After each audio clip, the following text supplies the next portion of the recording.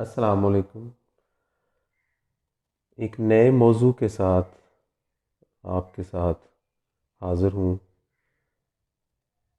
ہزاروں سال پہلے ایک شہر میں صبح سے ہی عجیب و غریب قسم کی اداسی چھائی ہوئی تھی۔ اس شہر کے لوگ اس روز بھی اپنے مخصوص کاروبار کا آغاز کر چکے تھے۔ وہ شہر اس زمانے میں انتہائی ترقی یافتہ امیر ترین سمجھا جاتا تھا۔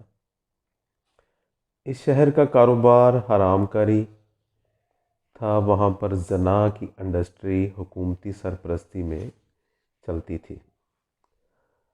آپ انڈسٹری کے نام سے پریشان ہو گئے ہوں گے لیکن یہ ایک حقیقت ہے کہ دنیا بھر کے عیاش جب بھی عیاشی کرنے کا پروگرام بناتے تو اسی شہر کا رخ کرتے۔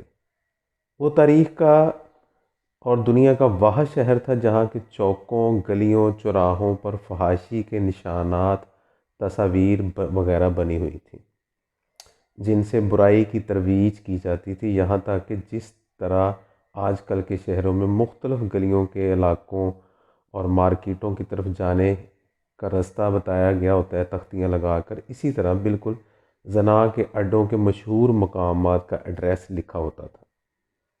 مکانوں کی دیواروں پر انتہائی فحش شاعری تصاویر بنی ہوتی تھیں اور ہر گھر میں زنا کا دھندا کھلے عام کیا جاتا تھا، جس پر کوئی کسی سے شرمندگی محسوس نہیں کرتا تھا۔ یہ سمجھ لیجئے کہ وہ لوگ گناہ کی ایسی دلدل میں اتر چکے تھے کہ جس کی نہ کبھی پہلے مثال تھی اور نہ قیامت تک ایسی مثال ہوگی۔ اس شہر میں نہ صرف عورتوں مردوں کی ہم جنس پرستی بلکہ جانوروں تک کے ساتھ بدفعلی کے مراکز اور اڈے موجود تھے۔ یہ آج سے تقریباً 2000 سال پہلے کی بات ہے کہ اس روز اس شہر کے ماحول پر عجیب طرح کا خوف کا عالم تھا۔ یوں محسوس ہوتا تھا کہ آج کچھ ہو کر رہے گا۔ اس کے باوجود اس شہر کے لوگ اپنی روزمرہ کی حرام کاری والی زندگی میں موجود تھے اور کہ اچانک ایک خوفناک آواز پیدا ہوئی۔ ایک ایسا زوردار دھماکہ ہوا جس سے ہر چیز کئی فٹ اچھل کر رہ گئی۔ وہ لوگ اس وقت زنا کاری کی حالت میں موجود تھے کہ اچانک ان کے اوپر جلتا ابلتا پگھلا لوہا، آگ، پتھروں کی بارش اور ہزاروں ٹن راکھ برسنا شروع ہو گئی۔ وہ جس طرح جہاں جہاں پر فحاشی میں مصروف تھے اسی جگہ پر اسی حالت میں پڑے ہوئے رہ گئے۔ جن کے جسموں پر کپڑے نہیں تھے وہ کپڑے تک نہ پہن سکے اور جو مرد عورتیں زنا میں مصروف تھے وہ بھی اسی حالت میں رہ گئے۔ پتھروں، لاوے اور پگھلتے مادے کے ملغوبے نے ان کے جسموں کو اسی حالت میں ڈھانپ لیا۔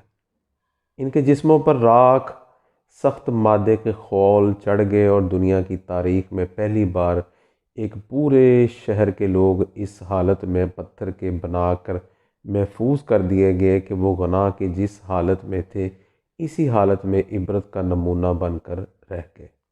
وہ ایک نہیں دو نہیں بلکہ پورے شہر کے لاکھوں لوگ ایک طرح سے پتھر کے بنا دیے گئے۔ اس کے بعد ان کے اوپر راکھ برسنا شروع ہو گئی جس نے ان سب کو ڈھانپنا شروع کر دیا۔ چھوٹے چھوٹے پتھروں، راکھ، مٹی اور اس طرح پگھلے مادے نے مل کر اس پورے شہر کو ڈھانپ لیا۔ یہ عمل 3 دن تک جاری رہا اور 3 دن کے بعد اس شہر کی معمولی سے نشانات بھی باقی نہ رہے۔ اب وہ شہر صفحۂ ہستی سے مٹ چکا تھا۔ کئی ماہ تک تو وہ جگہ اتنی گرم رہی کہ لوگ میلوں اس سے دور رہتے تھے اور کوئی بھی شخص اتنی تپش گرم جگہ کے قریب بھی جانے کا نہیں سوچ سکتا تھا۔ پھر کچھ عرصہ کے بعد جب وہ جگہ ٹھنڈی ہو گئی تو کچھ لوگوں نے ادھر کا رخ کیا تو وہاں پر ہر جگہ سخت جمے ہوئے پتھروں کے ڈھیروں کے سوا کچھ بھی نہیں تھا۔ لوگوں نے ادھر کا خیال ہی چھوڑ دیا اور وہ شہر تاریخ میں گم اور گمنام ہو کر رہ گیا۔ پھر یوں ہوا کہ قدرت کی طرف سے ان کو زنا کی اسی حالت میں محفوظ کر کے دنیا سے چھپا لیا گیا تھا تاکہ وہ ایک خاص وقت کے قریب اس بد نصیب شہر کے لوگوں کے سامنے لا کر قیامت تک کے لیے عبرت کی مثال بنا دیا جائے۔ صدیاں گزر گئیں، تاریخ میں یہ شہر بالکل ہی گم ہو گیا۔ لوگوں نے کئی بار کوشش کی اس شہر کا سراغ لگایا جائے، لیکن اللہ تعالیٰ کی یہ حکمت تھی کہ کسی کو بھی اس شہر کا سراغ نہ ملا۔ صدیوں تک تاریخ دان، اس زمانے کے ماہرین اس شہر کو تلاش کرتے رہے، لیکن اس شہر کی باقیات بھی کسی کے سامنے ظاہر نہ ہو سکیں۔ اب وہ شہر علاقہ بیابان، وسیع اجاڑ ویران علاقے میں تبدیل ہو چکا تھا۔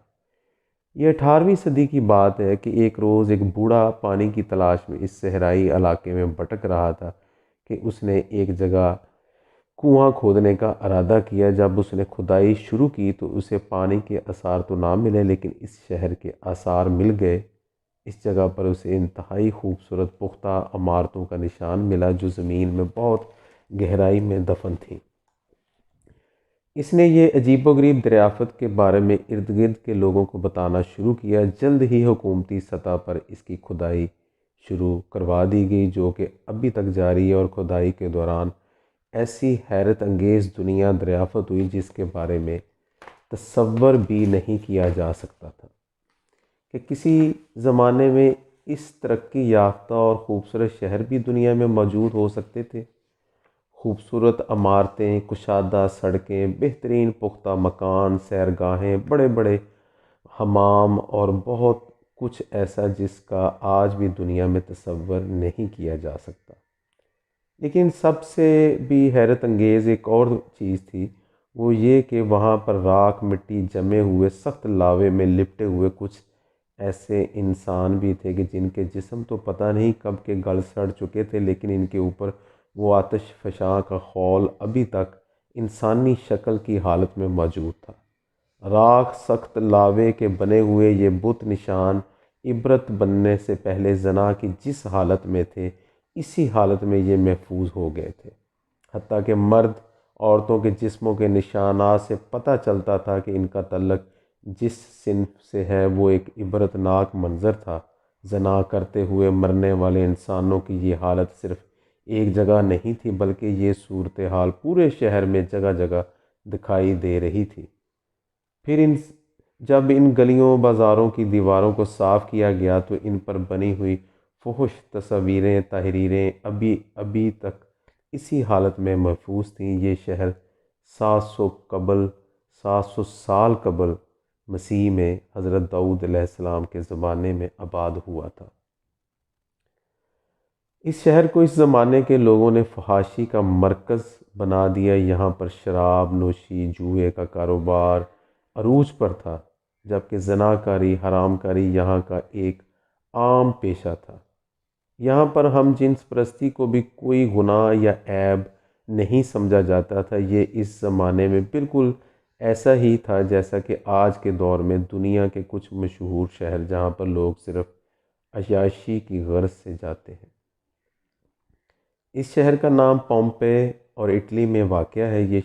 روم کا یہ شہر اس دور میں ایک خوبصورت بہت پیارا شہر تھا جو کہ ایک پہاڑ کے قریب واقع تھا، لیکن اس آتش فشاں پہاڑ کا کسی کے تصور میں بھی نہیں تھا کہ وہ بھی کبھی پھٹ سکتا ہے۔ وہ لوگ انتہائی اطمینان کی زندگی گزار رہے تھے۔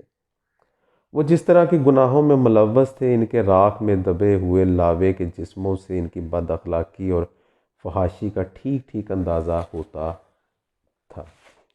وہ لوگ ایسے بدقماش تھے کہ انہوں نے تاریخ میں پہلی بار عورتوں مردوں کے مشترکہ حماموں کی تعمیر کا آغاز کیا تھا، لیکن جب اللہ نے ان کے اوپر عذاب لانے کا ارادہ کر لیا تو ان کو اسی حالت میں عبرت کا ایسا نمونہ بنا دیا گیا کہ جس کو آج کے دور کے انسان آثار قدیمہ کے طور پر محفوظ کر رہے ہیں، لیکن ان کو حقیقت میں عبرت کی مثال بنا دیا گیا تاکہ لوگ قیامت تک اللہ کے نافرمانوں کی پکڑ کا اندازہ لگا سکیں۔ لیکن سب کچھ دیکھتے بھالتے بھی ہم کچھ نہیں سمجھ سکے۔ اللہ تعالی ہم سب کو ہدایت عطا فرمائے، آمین۔